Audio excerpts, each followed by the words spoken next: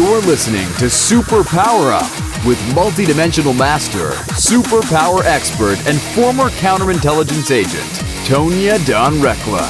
If you're ready to disrupt reality, then sit down, strap in, and prepare to experience the show that proves there is no spoon. Hello, everyone. This is Tonya Dawn Recla, your superpower expert, and I am super excited today to have with us Jewels Arnes. She is just delightful. You all are really in for a treat today. The light that emanates off of this woman is palpable, right? We can see it, we can feel it, you can touch it, and there's this obviousness that spirit flows through her, and that the work that she does is really guided in that, and in really super cool ways, like in ways that you're like, huh, really? Like, is this a thing? And I remember when I first listened to her, we met at New Media Summit, Steve Olsher's event, and she was doing her pitch, and it was like, what did she just say? Like, and so talking about how to infuse products, specifically, she's in the skincare industry, how to infuse that with these frequencies and these vibes and this energy and these particles and this matter and all of that fun stuff. I'll let her describe a little bit of that process because I'll butcher it. And it's this amazing culmination and example of what this looks like here, right? And that's kind of the conundrum, right? We got it, we know it, everybody knows, everybody gets it on some level, but then here we are, right? And so a lot of you I know are struggling with that juxtaposition. How do we work with the material reality? How do we work it inside the projection and still hold to these beliefs? And it's challenging, right? We debunked Newtonian physics decades ago, and still we look at things as being solid. And so how do we reconcile all of that and live our lives, but live it in a way that we feel like we're being guided by the divine to do? And that's its own little puzzle, right? So for all of our puzzle makers out there, this conversation's for you. We're going to talk today about Ascension into the New Earth, which is woohoo, one of those topics. And so I'm really excited to have Jewels on with us today to share her wisdom and her divine beingness and pour that into you all on this call today in this interview. So without further ado, Jewels, welcome. Thank you so much for coming. Thank you. It's so nice to be here. Well, we are excited for sure. I'm really excited to share you with our audience, particularly because of the courage I saw you holding in the midst of an environment that may or may not totally understand what you're talking about, and just really holding steadfast to your guidance and what you're here to do. I love that. I love seeing those examples and people modeling that. So kudos and thank you for your courage. It's funny that you say that because I didn't even think about people not understanding because it was just what I was there to do. Mm-hmm. Beautiful, beautiful. I love when it flows naturally like that. So let's jump right in and ask you our quintessential question here. What are your superpowers? Oh my gosh, I love this question.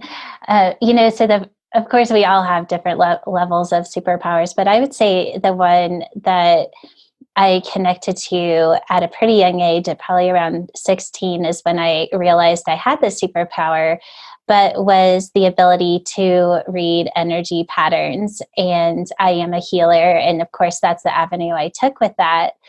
But, life to me is just one big energy pattern, and then being able to break them down into smaller energy patterns. And then I would say taking it a step further is to be able to enter an energy pattern, and even just one specific part of an energy pattern, and read what I would call a program or a repetitive pattern, and then and then be able to read the frequency that is needed in order to break it up to create a higher timeline. Beautiful, beautiful. And so how did you translate that then into the skincare products and stuff like that? How did that inspiration come to you?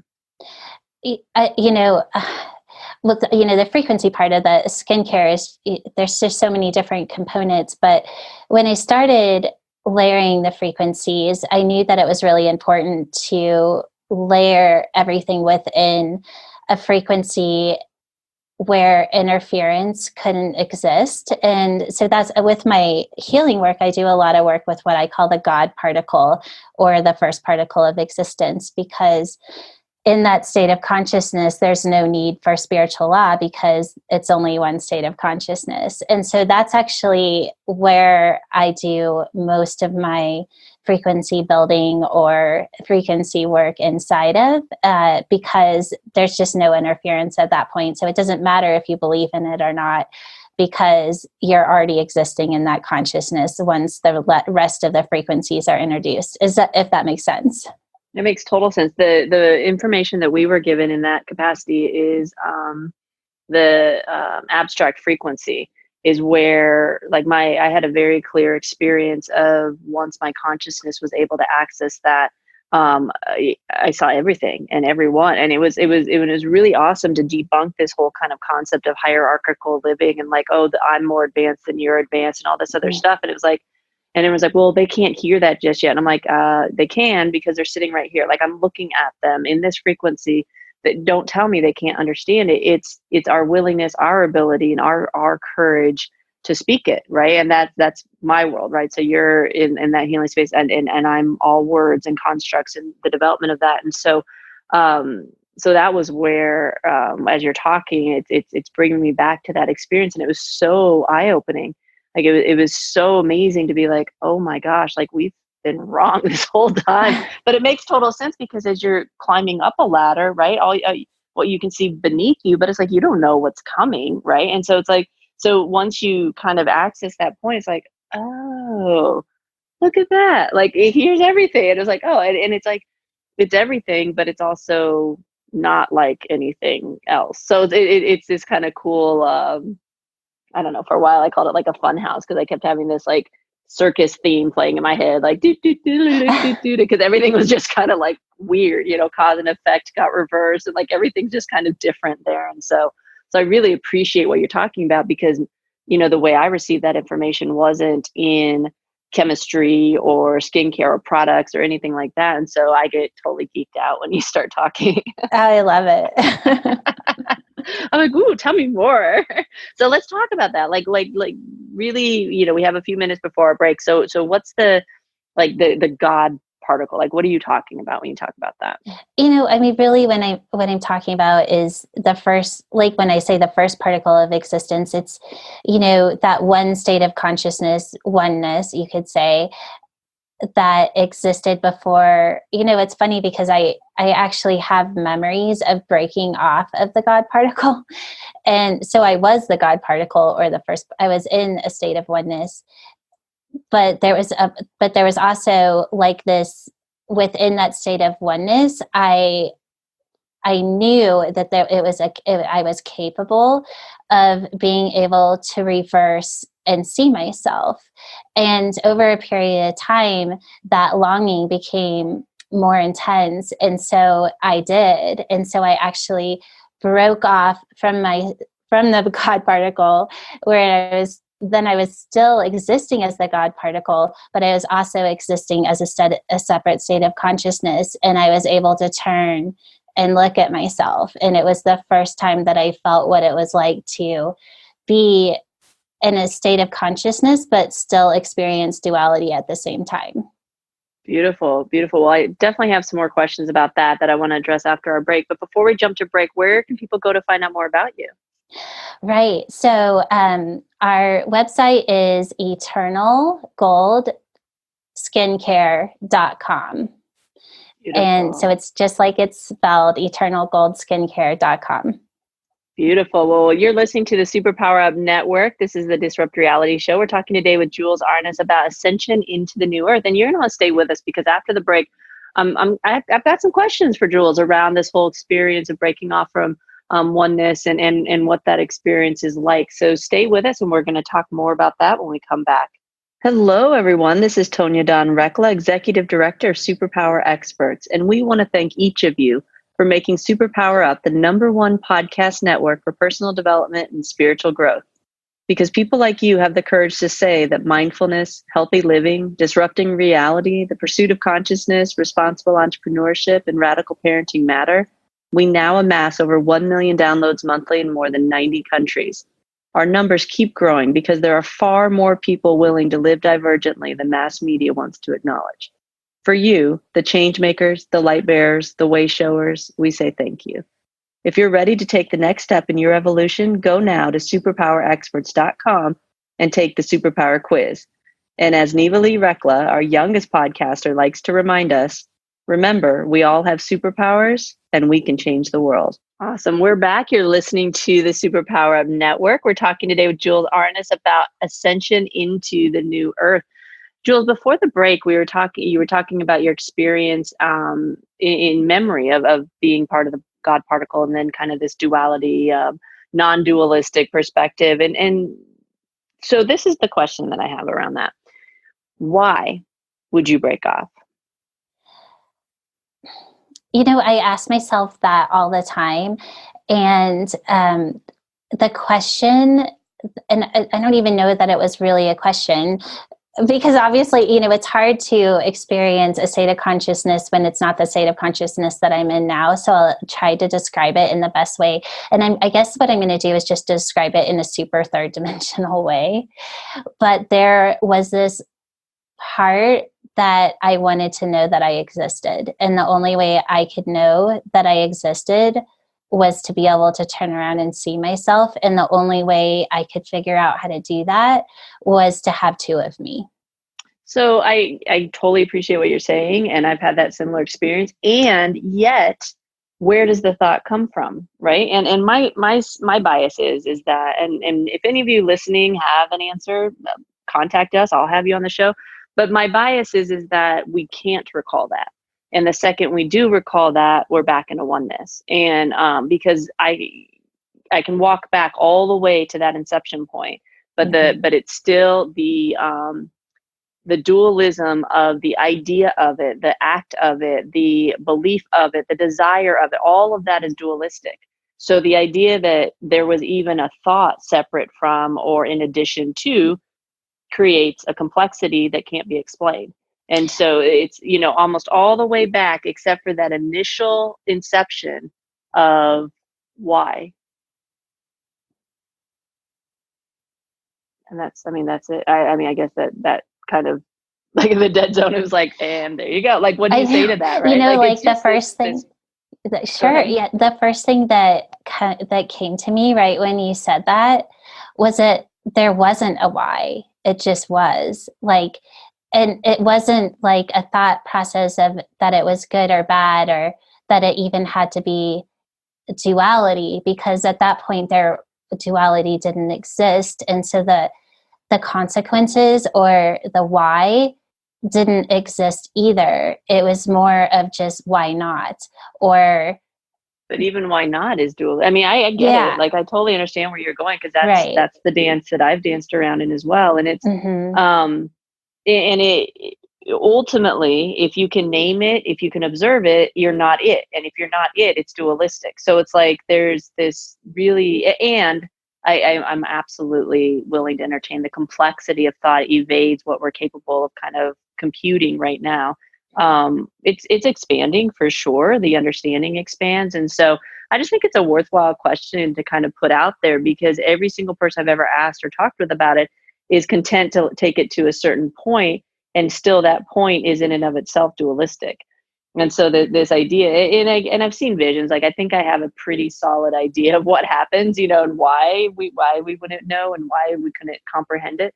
But it is a curiosity that I continue to play with. So I just figured I'd ask you, and what you're saying is in total resonance with the information that I received also, for what that's worth.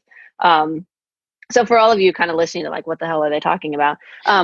It's, if you look into oneness and dualism and all of that begs the inquiry, because otherwise, what are we in pursuit of, right? So what we're talking about today is ascension into the new earth. Well, on some level, that in the question in and of itself, or the topic in and of itself, suggests that there's this other thing other than what we're experiencing, that it is higher on some level. Ascension indicates that we're moving into it, we're moving up into it. And so of course all of that again begs the question, like, do we want to? Like, why? And what's the motivation? And those of us who've been on these journeys, we just kind of accept, of course, like that's the guidance, that's where we're going. But I think it's worth stopping, because that's a huge stopping point for people, is like, wait, why? Because in reality, you do give up everything you thought you knew as reality. And so some people aren't going to do it unless they have a solid reason for it, right? And so So Jules, what did you have like a clear kind of threshold of like, am I going to cross this, or were you always just in awareness of that journey? It's funny. I wrote this book. It's called Transcendence, A Journey into Oneness Through the God Particle. And the first whole part of the book are activations that you do to basically enter the God particle. So you're reversing your chakra system. Everything is basically, every part of existence that you know goes back into the God particle. And then the second part of the book, you absorb the 7 elements. And the last element is kind of what you're talking about in some ways, but the last element is I do not exist. And it's really like that decision. And, I think that I do decide that every day, like, do I need to exist? And the answer is no, because I exist as everything. And that's a really easy concept. And I've actually had experiences where I've entered a state of, like, I actually went 10 days in a state of oneness where I wasn't able to think ahead or think behind me. I could only exist in the moment. And I functioned perfectly to the point where there was no mistake. I was everywhere I needed to be. Everything ran perfectly, but I didn't have to think about it. And so, there's all these different levels of consciousness, and it can be a little confusing to just be able to observe it all. But there is a place where we go where that even the absorption is not necessarily there, though there were moments within that oneness that I knew I was, because I would have these little thoughts of like, how did I know to get into the car right now? Right. Of course. Yeah. That's embodying the abstract frequency that in our superpower programs, there's a lot of foundational work laying kind of what you're talking about through your book and stuff like that. And it is possible, right? Justin and I talk about, for those of you who are interested, we were recently on Sex, Love, and Superpowers. And we shared that about, sex magic and energy magic and stuff, about how you do that in partnership, right? How you have two beings that move into oneness together, and where the lines start to blur about where you stop and the other person begins. And that's the game that we play, right? And so there's all kinds of ways to play with these concepts. And what Jules is talking about is this, it almost feels like this magical utopia thing that we're all like, oh yeah, that's great. We can do that when we, eat a mushroom or smoke a plant or something, right? Like whatever tools people want to use to activate that aspect of their consciousness. But you don't have to have any of that stuff, right? We really are designed to be able to live in that space full time. But it's just weird enough, right? Like what Jules is talking about, it's just off enough that it's like the idea of it is what keeps us out of it. But the second you're in it, it makes total sense. We've had experiences of, timelines disappearing, of memories they just go away. Like they just disapparate into the cloud or, into wherever. And you realize that your perspective on it was skewed all along. And so it's not, a lot of people talk about rewriting your histories and stuff like that. It's correct in consciousness. That's exactly the process. And what's actually taking place is this awareness that you are actually existing in this other space all along. And so everything has a whole different kind of look and feel to it in that space. And there's no need to go into the stories that include emotions and ways of framing things that just help our human minds understand it. So what we're really talking about is transcending the human existence in the sense of what feels very limited, and accessing and bringing it together and embodying that divinity. Would you say that that's a fair thing to say? Yeah, we talk about the ascending to the new earth, and I really feel like such a big part of that is expanding our consciousness and raising our frequency. And at that point, like you said, the story just kind of goes away. And I really feel like that's also the new way of healing. It's not about repeating the story and, like kind of like going to a therapist or something like that, the processing of the story. It's just observing it, connecting to a higher frequency. And there just comes a place, like you're talking about, observing and not becoming the story, that the story just doesn't have any emotion or charge, and you almost forget, like, it happened, but you don't remember what it felt like. And that's like truly moving into a higher timeline. Mm-hmm. Well, and it's like, it doesn't even occur to you to develop a story around it. Yes. It's, we've had many experiences around medical situations or understanding the body. And I think, if you want a really practical step for those of you who are listening and how you can start playing with some of this stuff, is be willing to ask questions, like be curious, right? Instead of saying, oh, I have a headache, right? Which is a story, and that's easy and it's solvable. You pop a pill, the headache's gone, whatever. But you could also say, okay, what is this? Right? Because the second we name it and encapsulate it into some sort of defined space, that's what it is. And that's why we do it, because at certain frequencies, we're very uncomfortable with ambiguity, right? Or contradiction. And so when you're willing to say, maybe I don't know what this is, maybe I know what it is at this level, but maybe it means something else at another level. Like, what is it? And so really catching yourself and like, oh, this is this. And I love, you got to meet Neva, Jewels, and for those of you who haven't had a chance to meet her, like, this is our world, this is our life. And so she'll be telling me something, and I look at her and she goes, or that's just a story that I'm telling myself about what happened. I was like, sure, it's a great story. And if you want it to be something different, it can also be something different. But there are consequences for telling certain stories.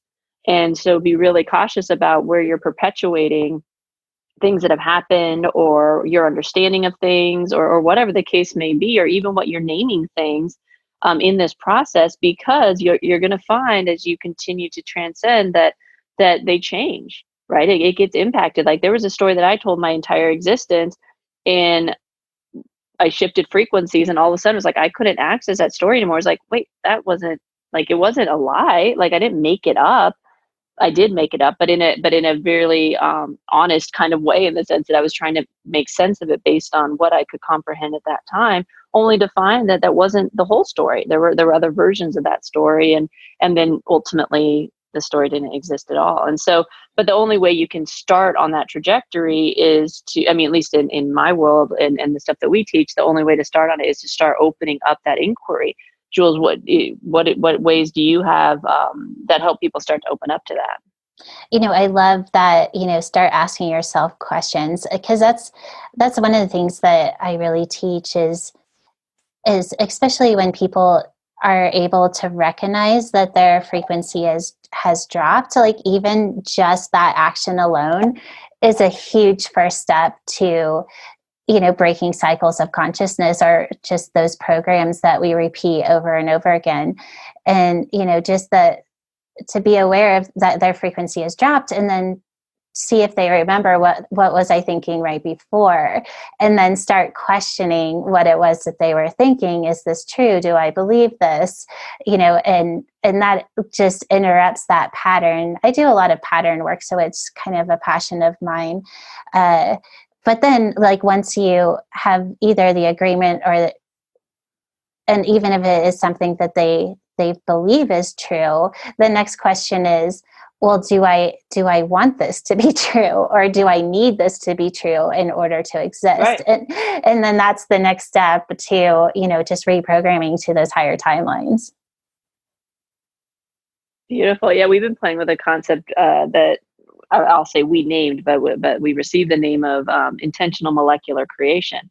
And it is this idea that we're creating what stories our cells tell all the time. And this is obviously in the construct where the biological framework still exists. But if we're playing with concepts like cells and stuff, then the stories that they continue and perpetuate, and rewriting those and working with them and intentionally, because all these things happen in the background, right? A lot of times without our knowingness. And the second you decide to start being consciously aware of some of this stuff, you realize just how much you've been manipulating yourself the whole time without knowing it. So for us, it's like, if you're going to manipulate yourself and tell yourself things, tell yourself something you want to tell yourself, like make up a world that at least is fun to be in. And that's really the foundational piece of the whole superpower concept. Is we were very aware that by asking the question, are superpowers real? We're setting a construct up to create that reality, right? So we're creating the potentiality for it in just asking the question. There's a lot of power in that, folks. And I love Jules' point about following that up with like, do I want it to be real? Like, wait, do I have choice here? You know, that kind of thing. And so those are all really, really remarkable techniques. So let's talk to the listeners a second about, I know they're listening to this and you're tracking. Don't, I know you all get it, whether or not your mind is totally understanding all of it. Just take a breath, relax into it. Not a big deal. But let's say they're starting to get like amped up, right? We're activating that aspect of them. And then it's like they get off, listening to this. Maybe I should reframe that. I don't know if they're getting off listening to this, but they stop listening to this episode and then they go to this place of like, wah, wah, right? Here's my real life, right? This is, I have to go home and the kids have homework, or, bills have to be paid, or I have to make dinner, or, whatever your version of reality looks like right now. How do you help people reconcile that seeming juxtaposition there? We're here to have a 3D experience. And, I believe like whatever the experience is, there's always a high frequency to connect to. And then if we're living in an experience that we're not necessarily loving, is, really what that's giving us is information on that. Wow, this isn't necessarily the existence I want to be creating. So guess what? I'm going to create something new.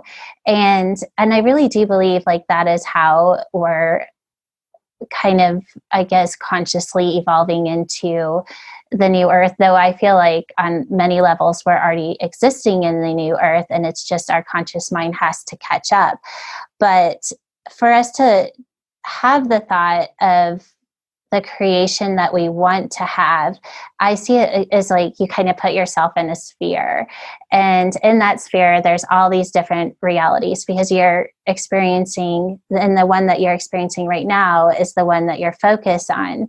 So if we want to experience something different or something from a higher frequency, we can move our consciousness or our focus of thought to the existence of what we are wanting. And so a really easy way that a practice that I do is if I'm like, oh, this isn't necessarily a situation that I'm loving, I go into my heart and I ask to connect to the situation or to the person or whatever it is that I'm experiencing from love and above. And at that point, I'm experiencing the same situation, but from a higher frequency. And all of a sudden, I don't have thoughts of like, oh, I have to go do homework, or, oh, I have to go, walk the dog, or whatever it is that before you may have had like a more negative or lower frequency thoughts towards. All of a sudden it becomes joyful and fun, and it doesn't matter what you're experiencing, it just matters what frequency you're experiencing it in.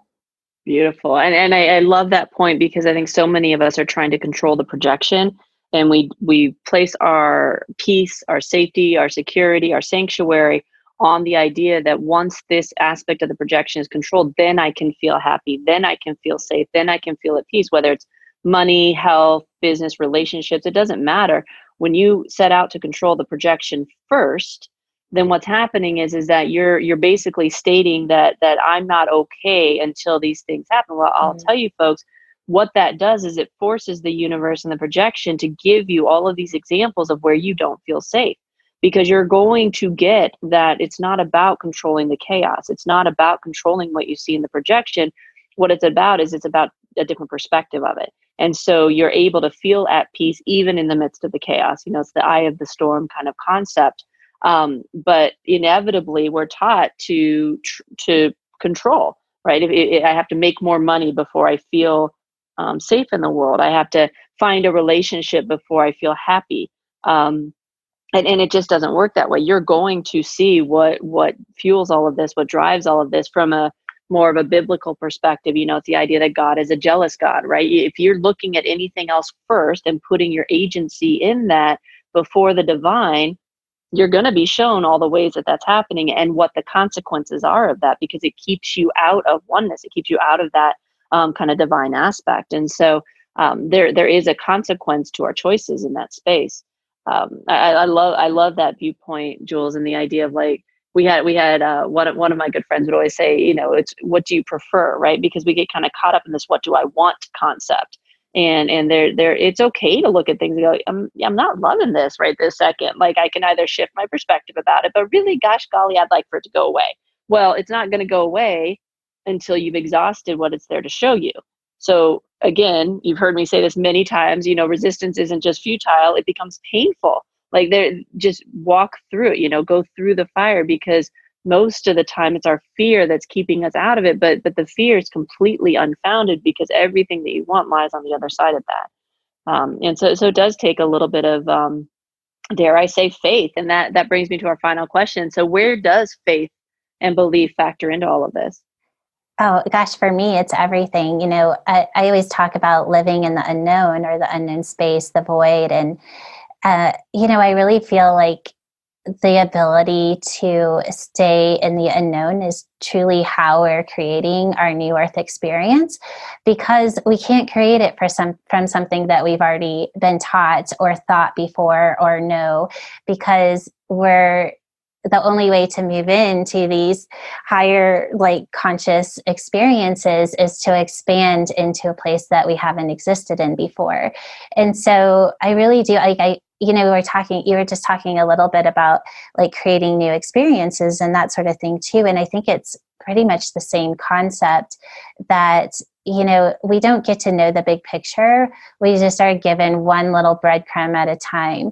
And I think it's not so much about the end result, it's about the process. And now more than ever, I think in the frequency that we're all existing in, that, those little breadcrumbs is what we get, because there isn't anything beyond that yet. So we have to at least reach that frequency and create that foundation before we're given the next breadcrumb, because we're truly, like, I could say we're writing the manual, like we're considered the way showers for a reason, because nobody's done it yet. And so having that faith to just sit in the unknown and not necessarily know where it's going is the only way that we're going to get to, or I say we're going to get somewhere, but really all we're doing is expanding to frequencies that we haven't reached yet.